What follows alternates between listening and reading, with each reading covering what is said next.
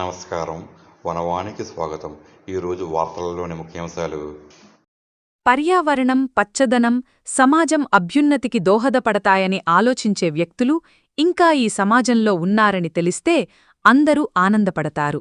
ఏ ప్రతిఫలం ఆశించకుండా తనది కాని స్థలంలో అనేక రకాల ఔషధ మొక్కలు, పూల మొక్కలు, ఫలసాయమిచ్చే మొక్కలు తన ఖర్చుతో తెచ్చి గ్రామ పంచాయతీ ఆవరణలోనూ, పంచాయతీ వెనుక స్థలములో వేసి ప్రతిరోజూ నీళ్లు పోసి, గొప్పు కొడుతూ, వర్మీ కంపోస్టు ద్వారా మొక్కలను పోషిస్తూ, అందునుండి వచ్చు ఫలసాయం పంచాయతీ సిబ్బందికి, వెల్నెస్ సెంటర్ సిబ్బందికి ఇస్తూ ఆయన ఆనందపడుతున్నటువంటి సంఘటన కాకినాడ జిల్లా పెదపుడి మండలం కాండ్రేగుల గ్రామంలో వల్లూరి బాబురావుగారి కుమారుడు వల్లూరి చినబాబు అలియా శ్రీకాంత్ చేస్తున్న ఈ సేవలు గురించి తెలుసుకుని మండల deputy MPDO Medapati Satyanarayana Reddy, panchayat incharge కార్యదర్శి శ్రీమతి చంద్రకళ కలిసి వల్లూరి శ్రీనివాస్ అలియా శ్రీకాంత్ను అభినందించి వారు చేస్తున్న పచ్చదనం, పరిశుభ్రం కార్యక్రమం పట్ల అభినందనలు కురిపించి వారికి ప్రకృతి సిద్ధంగా తయారుచేసిన ఒక పూల బొకే ఇచ్చి సత్కరించారు.